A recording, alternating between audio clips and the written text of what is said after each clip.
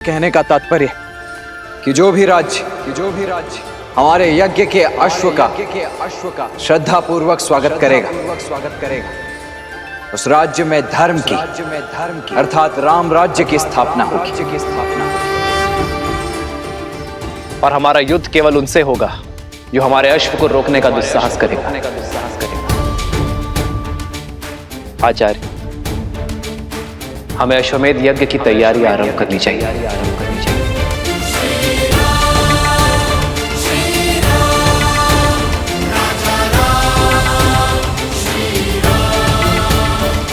चंद्रबाहु, बानासुर, राम अश्वमेध यज्ञ कर रहा है। अश्वमेध यज्ञ अपने राम राज्य का प्रचार कर रहा है, किंतु मैं ऐसा नहीं होने दूंगा। इसलिए चंद्रबाहु, मेरे पुत्र, ऐसी युक्ति लगाओ कि राम का ध्यान भटक जाए, वो ये यज्ञ संपन्न न कर सके, और तब तक मैं बानासुर के साथ सीता को अयोध्या लाने का षड्यंत्र रचता हूं। स्मरण रहे, हारे हुए सन्यासी के लिए समाज में न तो क्षमा है और न ही स्थान। सन्यास लेकर सिया राम ने मुझे हराया था।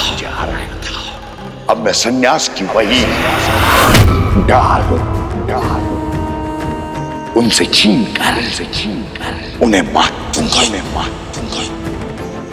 उनकी गरिमा, उनका सम्मान जला दूंगा। मैं ये अश्वमेध यज्ञ कभी नहीं होने दूंगा, कभी नहीं। सिया राम!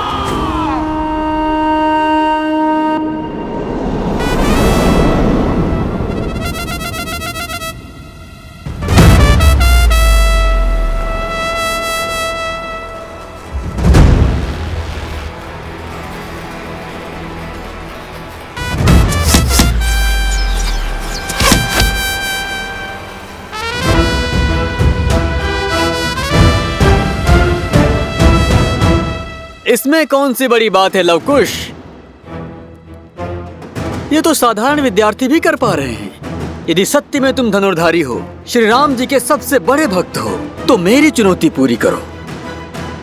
फिर हम मानेंगे कि तुम उत्तम धनुर्धर और सच्चे राम भक्त हो। क्या है चुनौती? अभी बताता हूँ।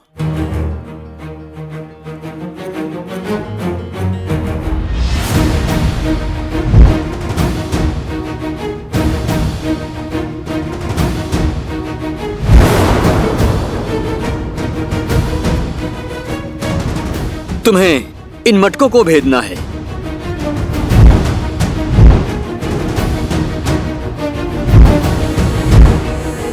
बोलो, भेद पाओगे इसे?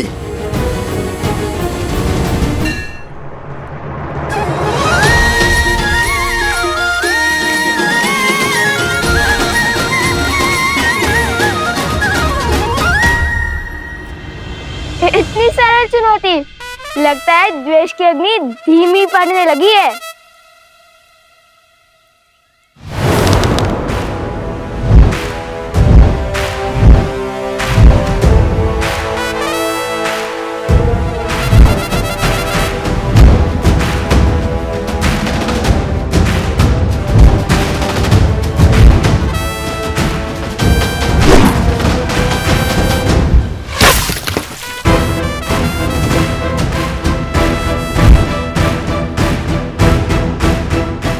बस इतना ही सामर्थ्य है?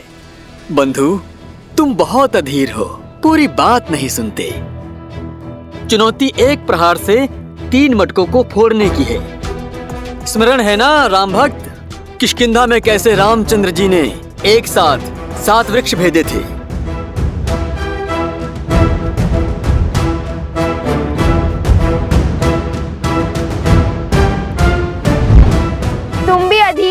शीघ्र प्रसन्न हो जाते हो भ्राता शांडिल्य। ये चुनौती हम पूर्ण तो करके ही रहेंगे।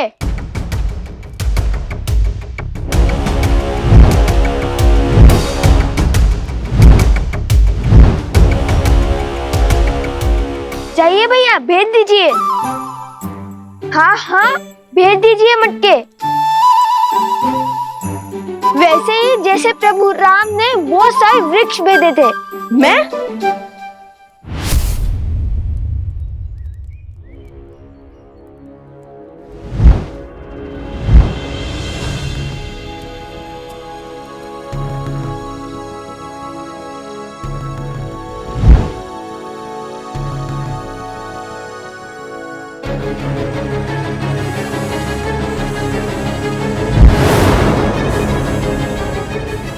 रुको रुको, वहां से नहीं, तीनों मटकों को यहाँ से भेजना है। यहाँ से, जहाँ पे मैं खड़ा हूँ, बाण यहाँ से चलाना है।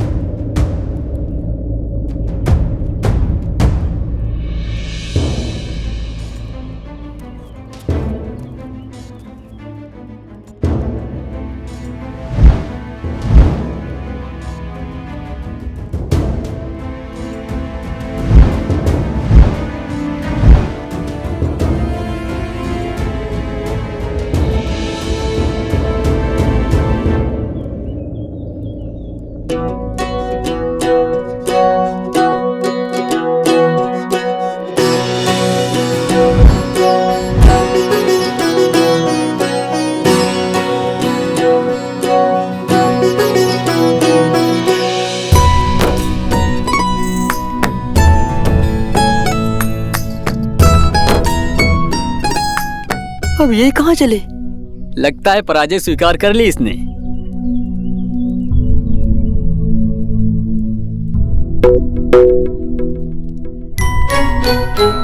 ओह, समझ गया।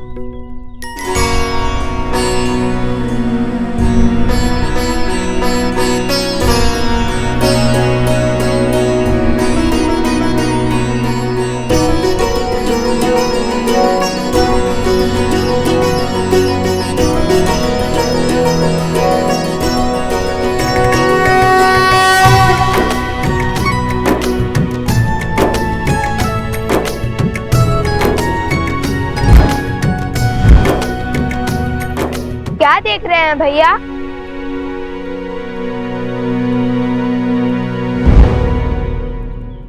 यही कि राम नाम से हर कठिन कार्य सरल हो जाता है। ध्यान से देखो।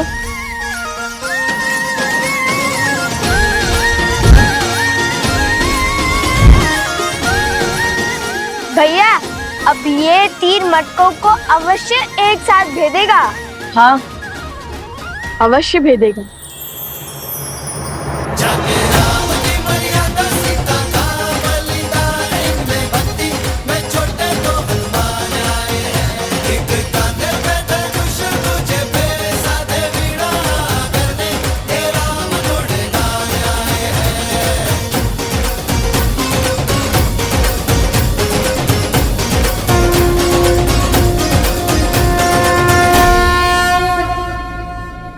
हमारे मित्रों को हमारी राम भक्ति पर संदेह है। जिस राम नाम से पत्थर भी जल पर तैर जाए, उसी राम नाम ने हमें दिशा दिखाई है।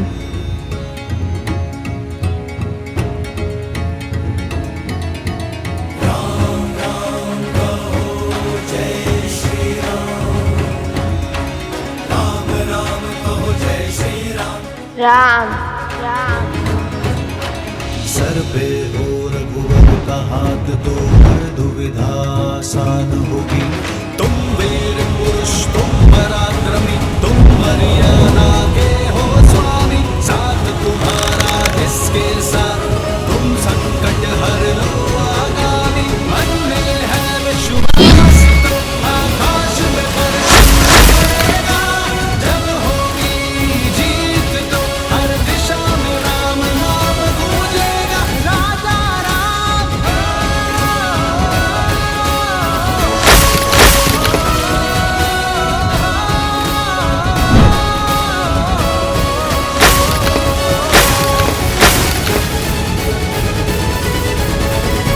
हे प्रभु,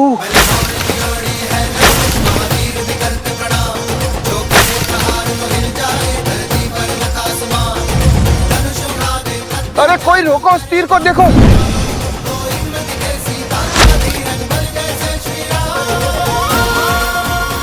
ये क्या हुआ भ्राता?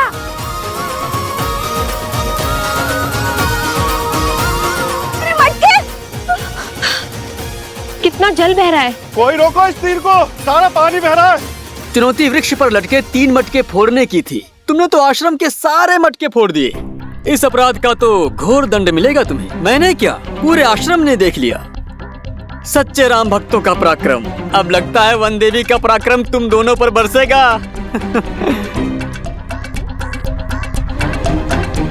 लव कुश, लो, आ गई तुम्हारी माता। अब आनंद आएगा। अब क्या उत्तर देंगे माता को?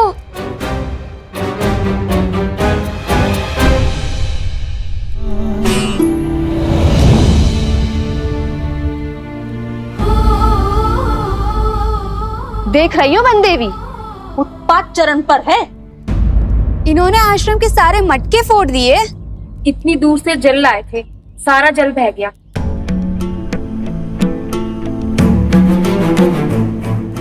लवकुश, ये कैसी उद्दंडता है?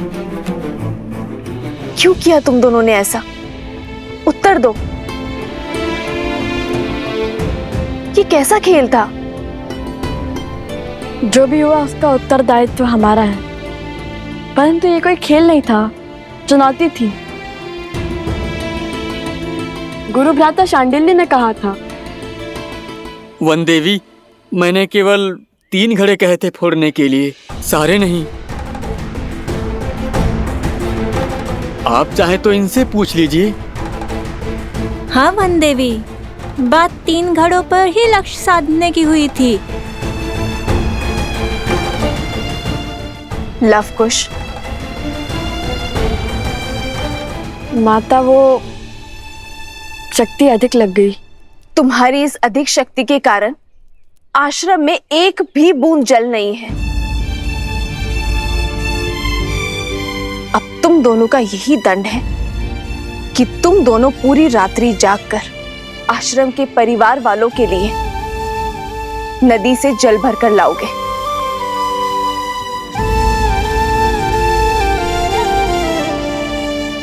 समझे? पर जल लाओगे किसमें? सारे घड़े तो फूट चुके हैं। अब पहले तुम्हें कुम्हार के पास जाना होगा और नए घड़े लेने होंगे।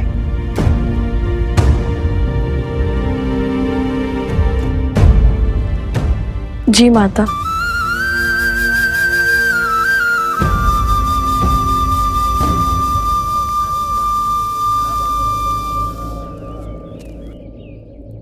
आप चिंतित ना हो देवी। कुछ व्यक्तियों की दृष्टि में यह उद्दंडता है, पर सीधा देखा जाए तो श्री राम नाम की महत्ता की गूंज छुपी है इसमें। इस परीक्षा ने यह सिद्ध कर दिया कि राम नाम की शक्ति में इनका विश्वास कितना दृढ़ है।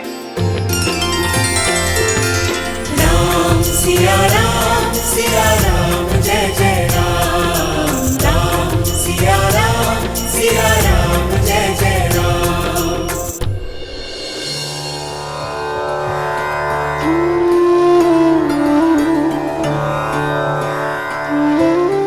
ये लो, ये भी ले जाओ। हम तो केवल 3 जीव हैं। इतने अनाज की आवश्यकता नहीं है हमें, इसे सब में बांट दो। और वैसे भी आश्रम पर जो संकट आया है उसके दोषी मेरी संतान ही तो है। किंतु ये कुमुदनी, ये कोई उपहार या उपकार नहीं है, मेरी क्षमा याचना है।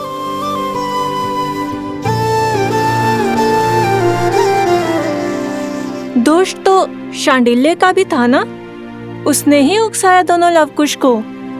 और फिर बड़े होने के नाते उसका उत्तरदायित्व भी तो अधिक है। दंड केवल लवकुश को क्यों वन देवी? नहीं कुमुदनी, शांडिल्य का दोष नहीं है। वो तो केवल अपने माता के वियोग से दुखी है। लव कुश को अपनी माता के साथ देखकर कहीं ना कहीं उसके मन में ईर्ष्या होती है, जो कदाचित उसे भी ज्ञात नहीं है। इसीलिए तो वो सदा उनके साथ स्पर्धा करता रहता है। ये लव कुश का कर्तव्य है कि वो शांडिल्य के दुख को समझे, उसे सहानुभूति दे और प्रेम से उसे अपना मित्र बनाए। एक बात कहूं वन देवी, जितनी कठोरता के साथ आप लव कुश को जीवन का पाठ पढ़ाती हैं, वैसे कोई भी माता अपनी संतान को नहीं सिखाते। आप तो उन्हें ऐसे सज्ज कर रही हैं जैसे उन्हें कहीं का राजा बनना है।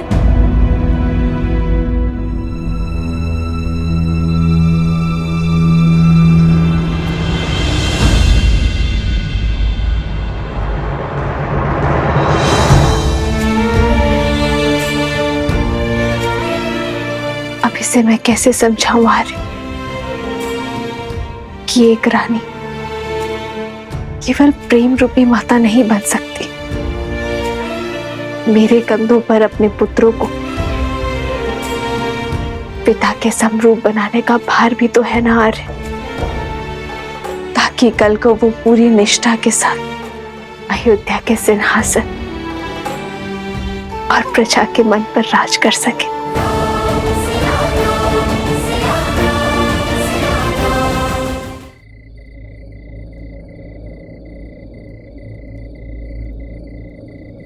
राम। आचार्य,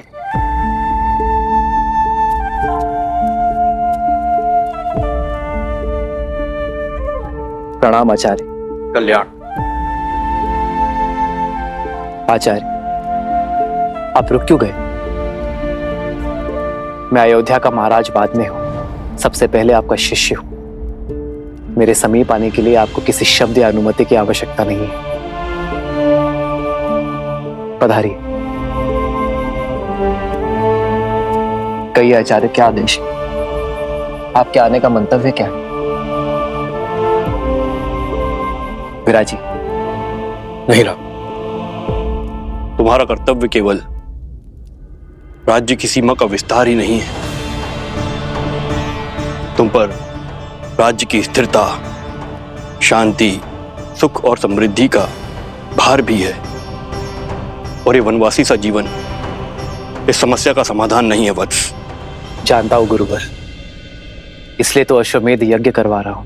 यह जानते हुए भी कि बिना पत्नी के यज्ञ संपूर्ण नहीं हो सकता।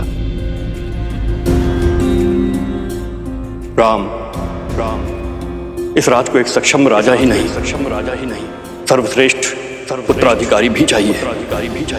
ये भी तुम्हारा ही कर्तव्य है। और उसके लिए तुम्हारे साथ तुम्हारी अर्धांगिनी का होना अनिवार्य है। कहो, क्या होगा इस समस्या का समाधान?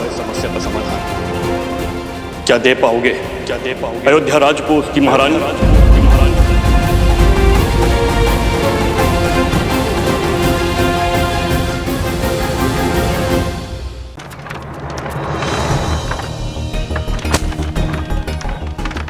कुम्हार जी, हमें इन सब के बदले में घड़े चाहिए। हाँ हाँ, शीघ्र दीजिए। आश्रम के सभी मटके फूट चुके हैं। वो तो ठीक है, परंतु ऐसा हुआ क्या? कोई भूचाल आया था कि आश्रम के सारे घड़े एक ही दिन में टूट गए? भूचाल ही समझिए। कुछ उद्दंडी बालकों ने उपद्रव मचा रखा है आश्रम में। नए घड़े तो मिल जाएंगे, पर उनके बदले इतना अनाज चला गया। अब खेतों में और अधिक परिश्रम करना पड़ेगा। हाँ बहन, इस वर्ष की फसल बहुत ही परिश्रम मांगेगी। बालकों की उद्दंडता पर अंकुश रहना चाहिए। कब समझेंगे कि जब कोई बिना विचार किए कार्य करता है तो परिणाम पूरे समाज को भुगतना पड़ता है।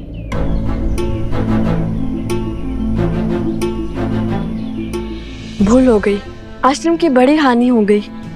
अब सबको आश्रम में हमारे कारण और परिश्रम करना होगा। हमें भी तो नदी तक जाना है और पूरी रात्रि जल भरना होगा। मुझे हमारे परिश्रम की चिंता नहीं है, वो तो हम कर ही लेंगे। मुझे चिंता है माता की, हमने उनका मन दुखाया है। न जाने वो हमें क्षमा करेंगे भी या नहीं।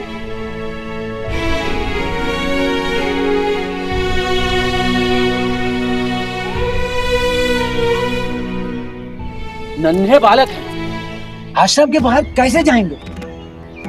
उद्दंडता की है तो दंड तो भुगतना ही पड़ेगा। आश्रम की सीमा को लांघकर घनघोर जंगल में जाना पड़ेगा।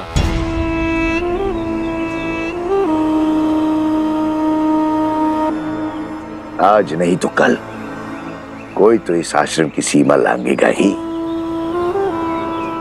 और उसे सीढ़ी बनाकर मैं पहुंचूंगा सीता तक।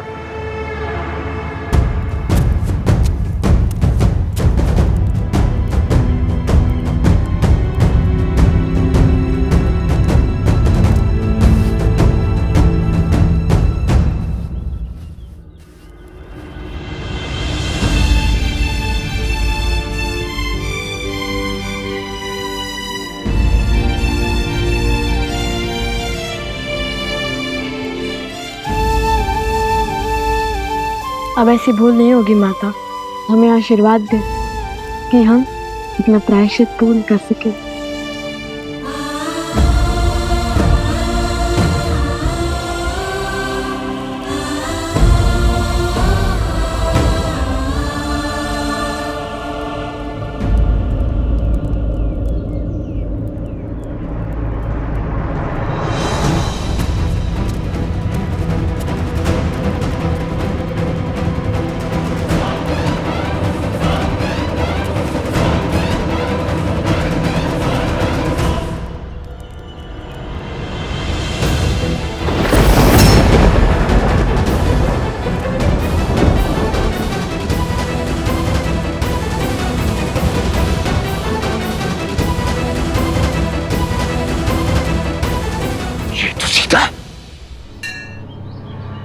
अर्थात ये दोनों बालक सीता और राम के। अद्भुत, अद्भुत।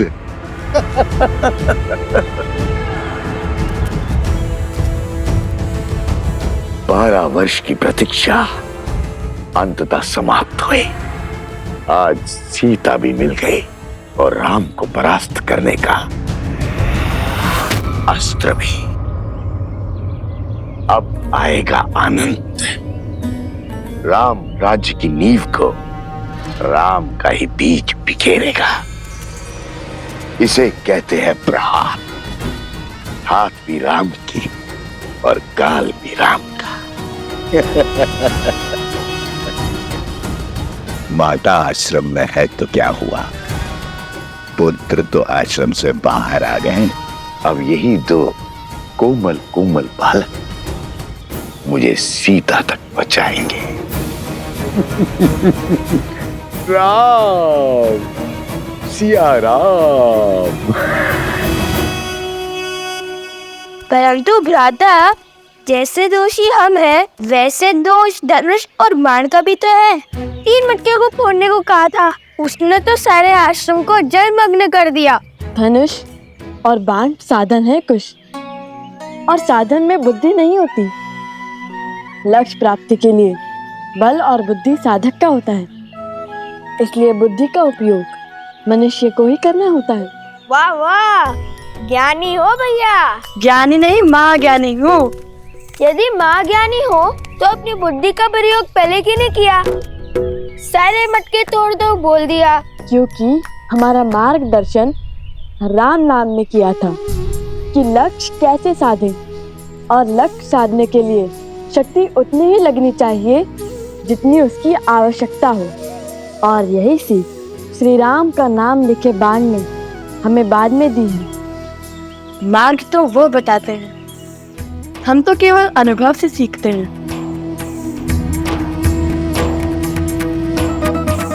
मैं भी अनुभव से बोल रहा हूँ भैया, भूल हो गई, अब नहीं बोलूंगा। दंड मिलता है मेरे बोलने से। माता ने हमें दंड कष्ट देने के लिए नहीं, ज्ञान देने के लिए दिया है, ताकि हमारी बुद्धि का विकास हो सके। अब देखो, जो बात मैं सुनकर समझता हूँ वो बात तुम दंड पाकर ही समझते हो। महाज्ञानी है आप, मैं क्या समझूंगा? मैं तो आपका बस एक शस्त्र हूँ। संविधान तो आपके मन से होता है। बाण चलाने में भले ही तुमसे आगे हूँ, किंतु बातों में तुम्हें कोई नहीं पकड़ सकता।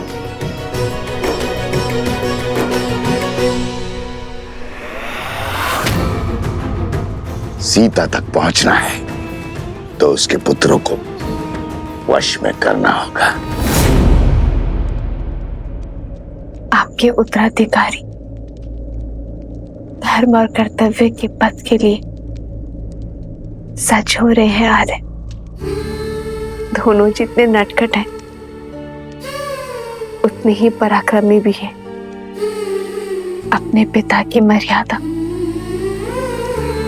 और पूर्वजों के मान का भार उठाने के लिए शीघ्र ही तैयार होंगे आपके लवकुश।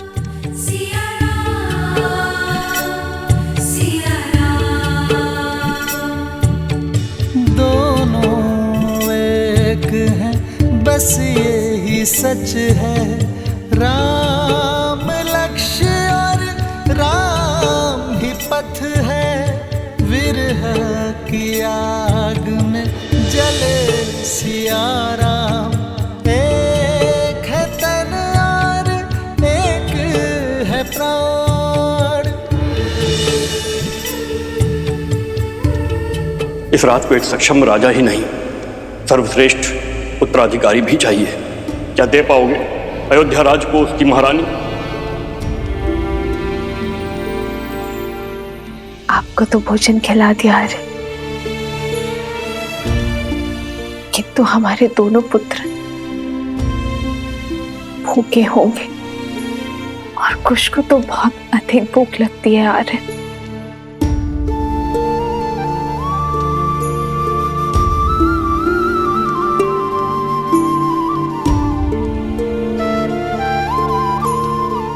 माना संतान की दिशा और दशा माता की कठोरता निर्धारित करती है, किंतु फिर भी उन्हें इस समय वन में भेजना उचित नहीं था। वन देवी, वन पशुओं से भरा है, उस पे असुरी शक्तियां। लवनासुर अवश्य मर चुका है, परंतु अभी भी असुरी शक्तियां आश्रम के चारों ओर मंडरा रही है, अवसर की प्रतीक्षा में।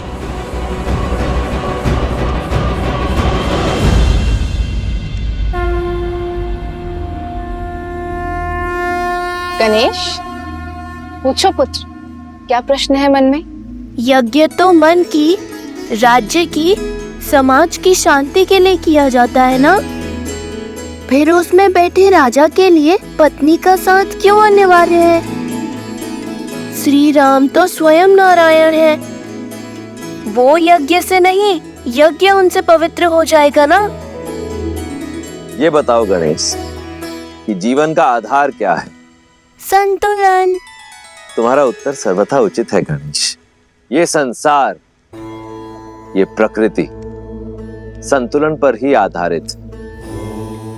जैसे दिन को संतुलित करती है रात्रि, बुराई को संतुलित करती है अच्छाई, वैसे ही पुरुष को संतुलित करती है स्त्री। किसी भी यज्ञ का उद्देश्य और फल तभी प्राप्त होता है जब उसमें दी गई आहुति संतुलित। इसीलिए यज्ञ में या जीवन में पुरुष के साथ स्त्री का होना आवश्यक ही नहीं, अनिवार्य भी है।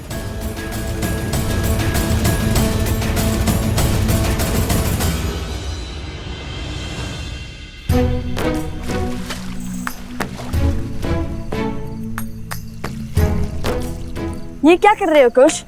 छोटे से बड़े में क्यों डाल रहे हो? समय व्यर्थ कर रहे हो। समय व्यर्थ नहीं भैया, जल की मात्रा की गिनती का माप बना रहा हूँ। माप है तो सही, चट्टान, सिर, पाँव, मुंड। नया माप भ्राता, नया माप। नया माप का समय है और ना ही उसकी आवश्यकता। तुम समय व्यर्थ कर रहे हो। पात्र भरो, हम यहाँ दंड स्वरूप आए, जल क्रीड़ा करने नहीं। क्या भैया, दंड तो पूरा कर रहे हैं ना? अब ऐसा भी बंधन नहीं था कि दंड भोगते भोगते थोड़ा सा आनंद और अभ्यास भी ना किया जाए। अभ्यास ठीक है, परंतु आनंद करने में यदि समय व्यर्थ करोगे तो कैसे होगा? अभी हमें सरोवर से आश्रम के कितने चक्कर लगाने हैं? 25, 26।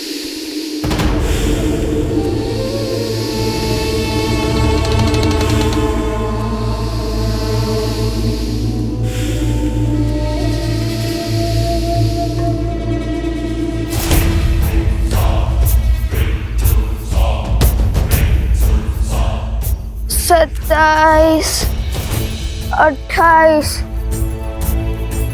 ये क्या कर रहे हो कुश? बताया तो था, अंतर गिनने का नया तरीका। पहले भूख, अब ये निद्रा। कुछ भोजन मिल जाता तो कितना अच्छा होता। नहीं, 41। जब तक ये कार्य पूर्ण नहीं होता तब तक ना ही हम भोजन कर सकते हैं और ना ही निद्रा ले सकते हैं। नहीं तो माता के मन को ठेस पहुंचेगी। चलो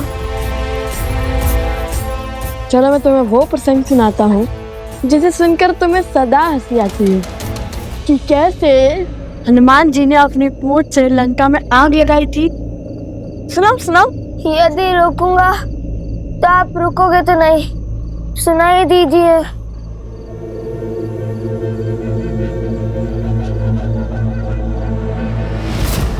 कुछ संभाल के चलो।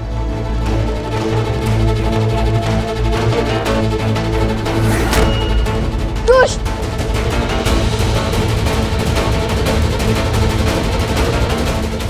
बस अब ये बड़ा बालक भी सो जाए।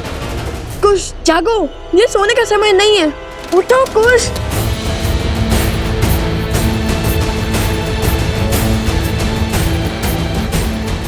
कुछ जागो, कुछ।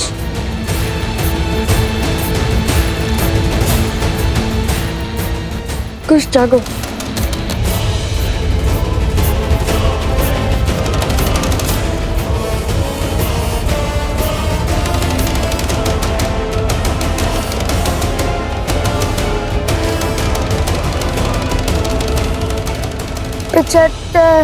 गिनती बोलने की जगह श्री राम का नाम लो।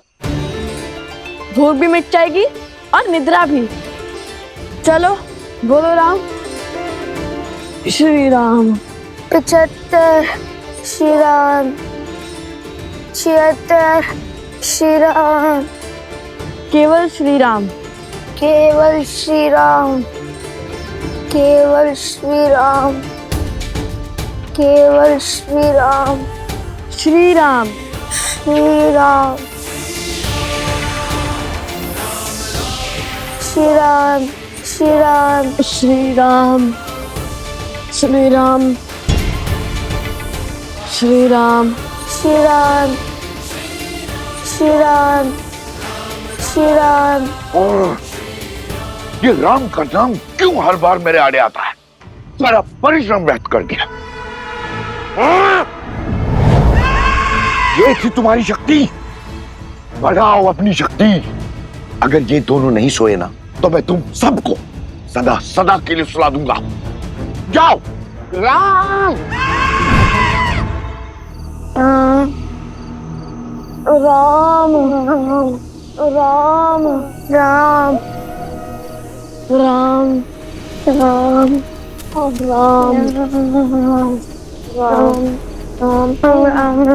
राम राम राम राम।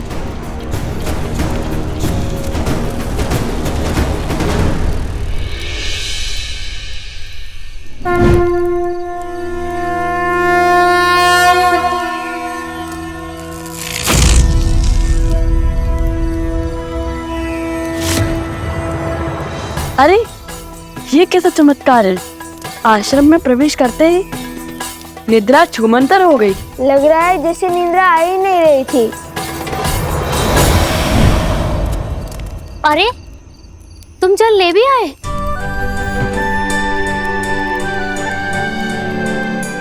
लाओ हमें दो।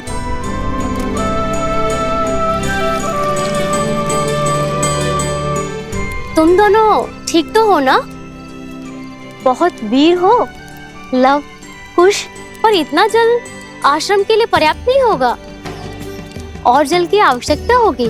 तो क्या वन देवी के पुत्र थकते नहीं हैं?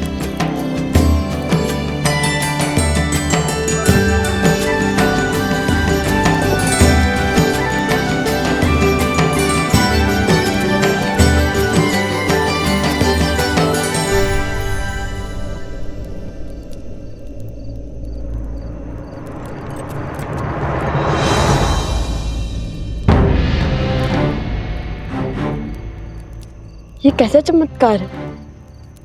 आश्रम की सीमा के बाहर निकलते ही निद्रा आने लगती है और भीतर आते ही निद्रा छूमंतर हो जाती है। बात तो उचित है भैया, लेकिन अब क्या करें? केवल श्री राम का नाम लेते हुए ही आगे बढ़ते रहे क्या? नहीं नहीं, हम राम भक्त हैं। हम वो करेंगे जो श्री राम करते, अपने ज्ञान और अपनी बुद्धि का प्रयोग। और मेरे ज्ञान के अनुसार ये कोई असुरी माया है जो आश्रम के भीतर प्रवेश नहीं कर पा रही।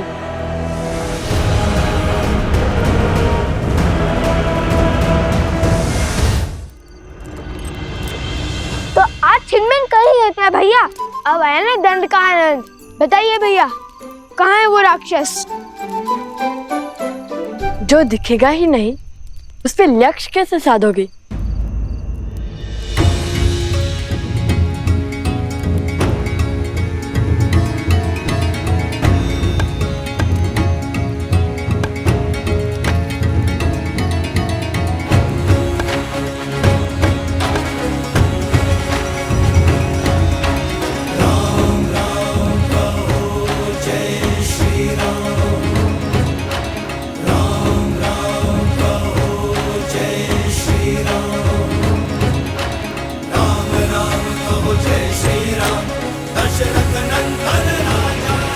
अब समझा, गुरुदेव ने एक बार बताया था घाट के पात्र में 5 वेदों का वास होता है और उस पे श्री राम का नाम तो और पवित्र और सशक्त बना देगा। इसमें माया प्रवेश नहीं कर सकती लव भैया। लव भैया, उचित समय पर उचित पद स्मरण आता है आपको, इसलिए तो मैं आपका अनुसंधान करता हूँ।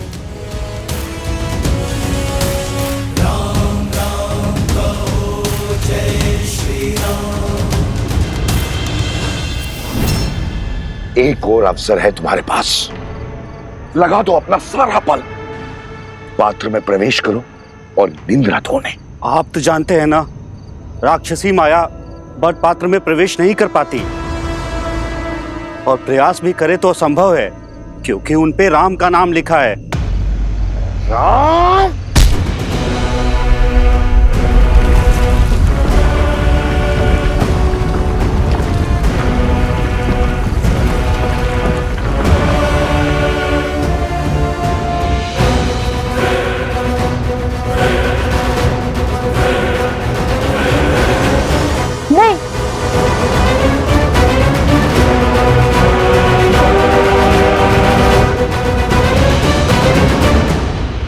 अवसर है तुम्हारे पास, पात्र में प्रवेश करो और निंद्रा धोने। प्रयास भी करे तो असंभव है, क्योंकि उन पे राम का नाम लिखा है।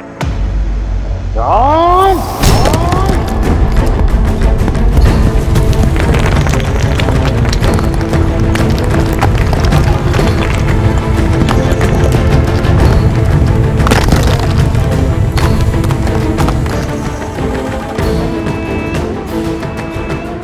नहीं, घड़ा मत उठाना। ये सब किसी माया जाल से लगता है।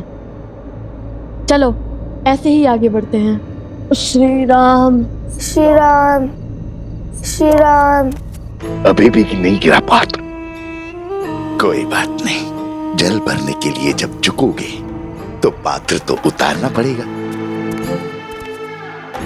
तुम सब सज्ज रहना, जैसे ही वो जल भरने के लिए पात्र निकालें, आक्रमण कर देना और दोनों को सुला देना, समझे? जाओ।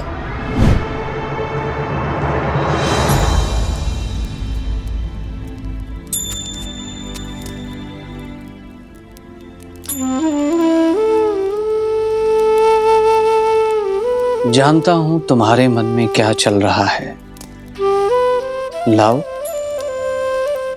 और कुश। अब आपसे क्या छिपा है? मैं जानती हूँ मेरे दोनों पुत्र वीर हैं, पराक्रमी हैं, किंतु उतने ही नटखट भी हैं। इसलिए मैंने उनको दंड स्वरूप आश्रम के बाहर भेज दिया, जल लाने के लिए। अंधकार है और असुरी माया पुण्यता नष्ट नहीं हुई अब। क्या मैंने उचित किया? कोसल राज्य का भविष्य हैं वो दोनों, पराक्रमी तो होंगे ही। नाविक की योग्यता की पहचान चक्रवात में ही होती है, स्थिर जल में नहीं वनदेवी। तुम्हारे पुत्रों ने आश्रम में रहकर बहुत कुछ सीखा है, किंतु अब समय है बाहर के संसार को जानने का, उसे समझने का। मुझे आपके कहे हर शब्द पर और अपने पुत्रों के शौर्य पर पूरा विश्वास है, और अब तो मुझे प्रतीक्षा है केवल उस क्षण की जब मेरे पुत्र अपने पिता, अपने पूजने से मिलेंगे, प्रभु श्री राम से मिलेंगे। तथास्तु। और लव कुश की चिंता छोड़ दो वनदेवी। अपने पिता और माता की भांति उनमें भी हर संकट का हल खोजने का सामर्थ्य है।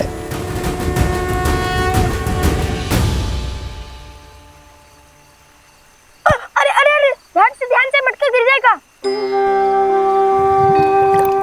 अब क्या करें भैया, बिना घड़े निकाले जल कैसे भरेंगे? मटके तो नहीं उतार सकते, ऐसे ही प्रयास करते हैं। यही एक मंत्र है जिससे असुरी शक्तियों से हम सुरक्षित रह सकते हैं। घड़े में वो प्रवेश नहीं कर सकते हैं। भैया ऐसे तो कितने दिन लग जाएंगे आश्रम में जल भरते भरते? अब यदि माता ने दंड दिया है तो उसके पीछे का उद्देश्य भी उन्हें ही पता होगा। चलो शेष घड़े भर लेते हैं।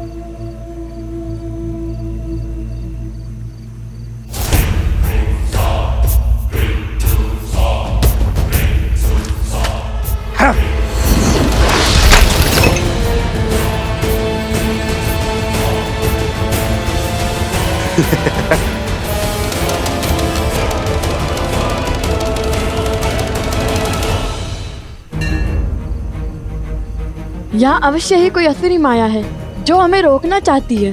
भैया अगर हम जल नहीं भर पाए तो दंड और उसके पीछे का उद्देश्य कैसे पूरा होगा? किसी भी समस्या का हल रोने से नहीं, सोचने से होता है। मेरे तो समझ में नहीं आ रहा है कि हमें जल आश्रम तक पहुंचाना है या जल से भरा हुआ मटका। अद्भुत, तुमने मुझे एक नया सुझाव दिया है। तुम बातें मूर्खता भरी करते हो, परंतु हो बड़े गुणवान। ऐसा क्या कहा मैंने?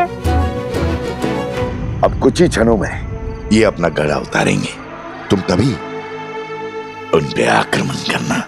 तुमने कहा कि हमें जल आश्रम तक पहुंचाना है, अब चाहे वो घड़े में हो या नहीं। मुझे तो कुछ समझ में नहीं आ रहा भैया। जो भी करे पर ऐसा कुछ मत कीजिए कि माता फिर से रुष्ट ना हो जाए।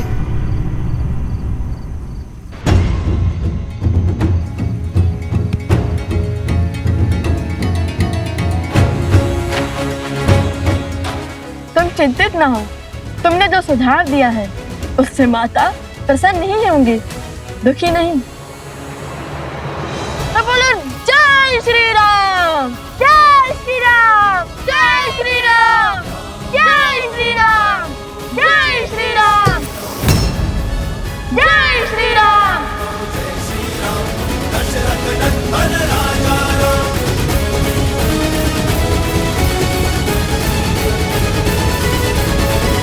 यदि हम दोनों साथ जाएंगे तो वो त्याग नहीं, समस्या से भागना होगा। आर्य, जिस क्षण महाराजा राम महारानी सीता को त्यागेंगे उसी क्षण अयोध्या के सब दुख मिट जाएंगे। महाराजा राम महारानी का त्याग करना होगा। राम इस राज को एक सक्षम राजा ही नहीं, सर्वश्रेष्ठ उत्तराधिकारी भी चाहिए। बिना युगल आहुति के न यज्ञ पूर्ण होता है और ना ही उसका फल मिलता है।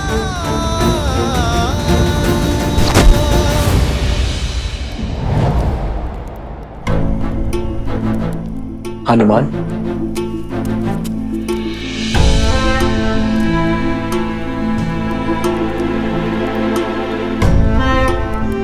क्या बात है हनुमान? तुम्हारे मुख पर व्याकुलता?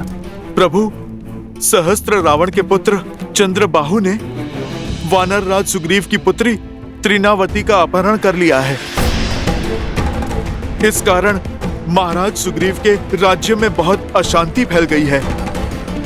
इस विपदा से निपटने के लिए महाराज सुग्रीव आपका परामर्श और आपकी सहायता चाहते हैं।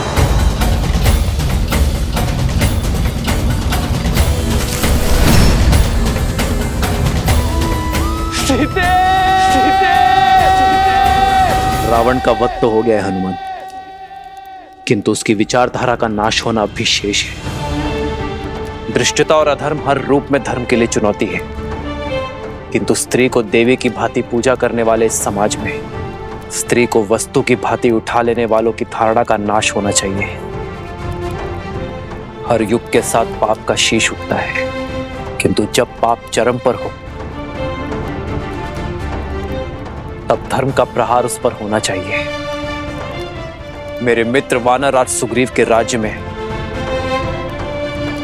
आतंक फैलाने वालों को दंड देना हमारा राजकीय कर्तव्य है हनुमान, और एक मित्र होने का परम धर्म भी। युद्ध की तैयारी करो हनुमान। धर्म के पथ पर चलने का समय आ गया है। संसार में बुरी सोच फैलाने वालों का अंत आवश्यक है। मेरे मित्र वानरराज सुग्रीव से कह दो कि उनका ऋण जो मुझ पर है उसे मैं चुका तो नहीं पाऊंगा, किंतु ये राम अपना मित्र धर्म निभाने अवश्य आएगा।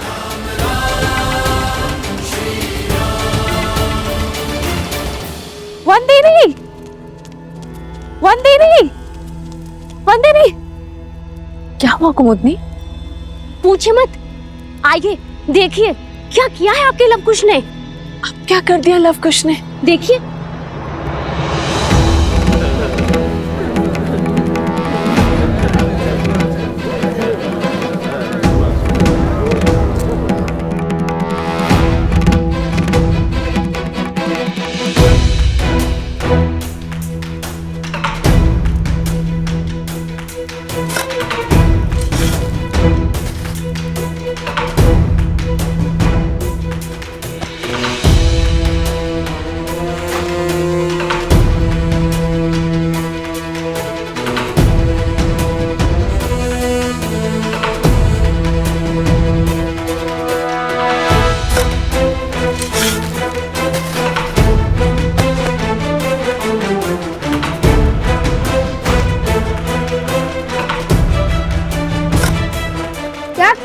लोग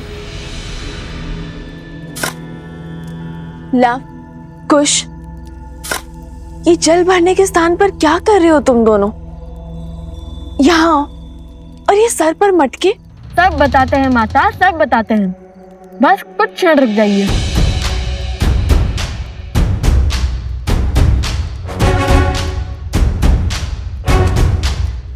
कुश, चलो वो खोल देते हैं।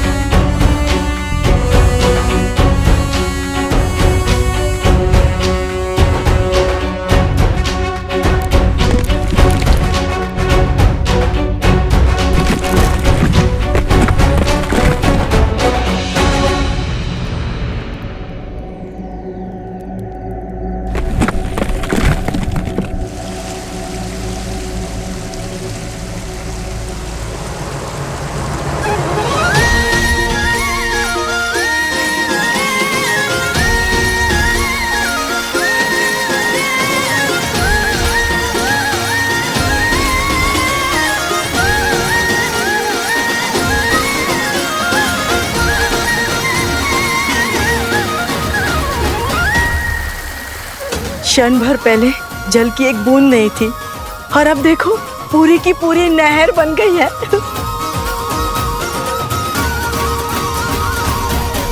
और लव कुश की चिंता छोड़ दो बंदी हुई।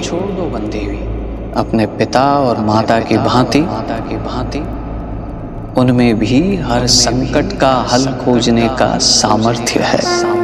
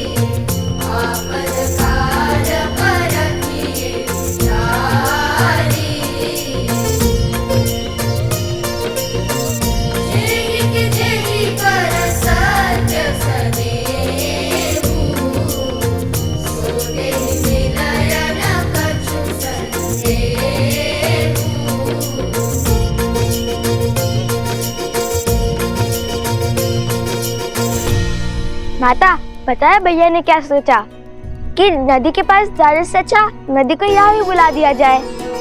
अब इस आश्रम में किसी को भी जल की समस्या नहीं होगी, चाहे कोई बालक कितने भी मटके की ना फोड़ दे।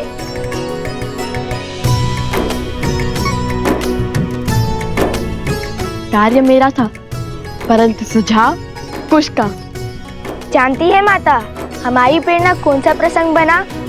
जब नल और नील ने राम नाम लिखकर लंका तक सेतु बनाया था, तो हमने सोचा जब राम नाम का पत्थर सागर में तैर सकता है, तो राम नाम का फावड़ा नदी के लिए मार्ग क्यों नहीं बना सकता?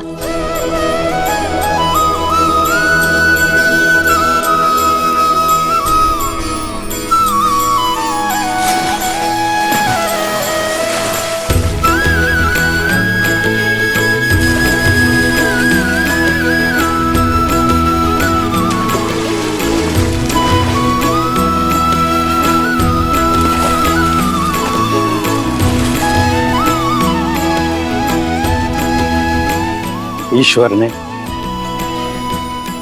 लव कुश के भविष्य में क्या रचा है वो तो मैं नहीं जानता, किंतु इतना अवश्य जानता कि ये दोनों अपने भविष्य को आलिंगन करने के लिए पूर्ण रूप से सज हैं।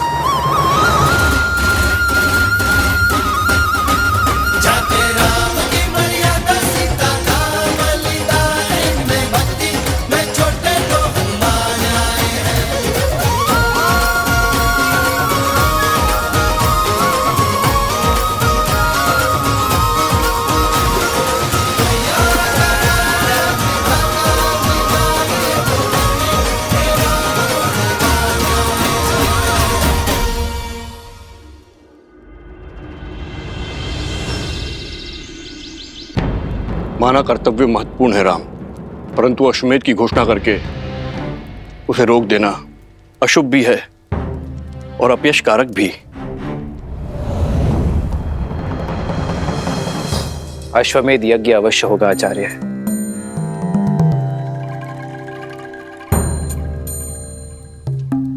अभी मैं युद्ध में जा रहा हूं आचार्य, किंतु मेरे युद्ध से लौटते ही ये यज्ञ आरंभ होगा।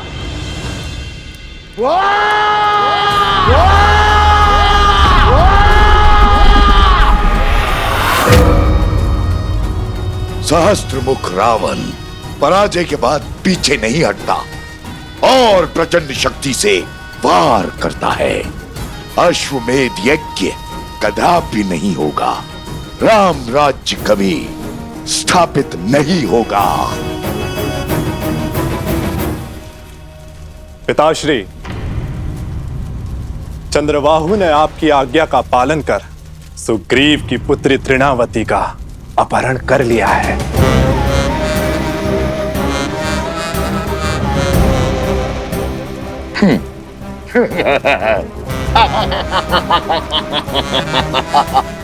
कैसे कैसे बचोगे राम मेरे इस प्रहार से?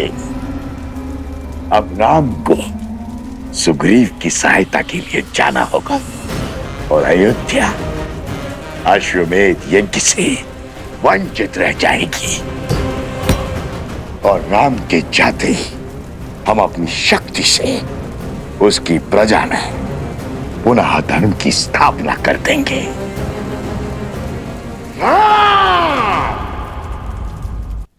केवल आपके लौटने से क्या बात बन जाएगी महाराज? धार्मिक बाधा तब भी रहेगी। इस युद्ध से लौटकर इस समस्या का हल अवश्य होगा आचार्य। अर्थात आप दूसरा विवाह करेंगे?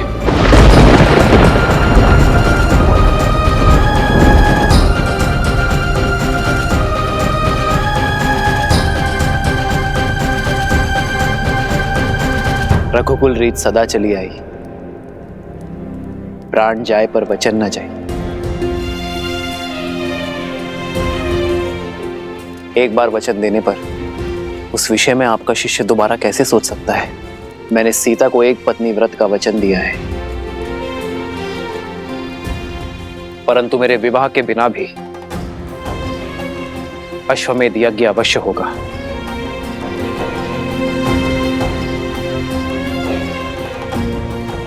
राजा का सपत्नी यज्ञ में बैठना आवश्यक है ना? मैं युद्ध से लौटते ही भरत को अयोध्या का महाराज घोषित कर दूंगा।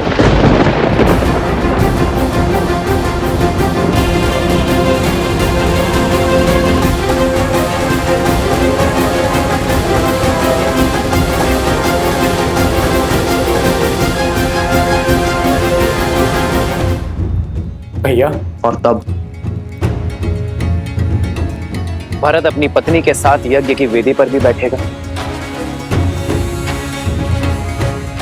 और अयोध्या का महाराज होने के नाते अपना दायित्व भी निभाएगा।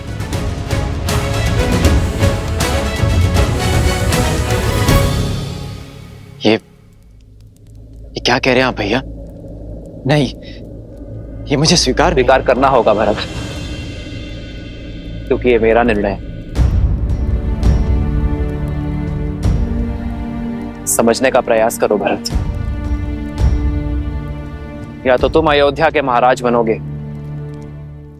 या सीता का ये राम किसी और का पति।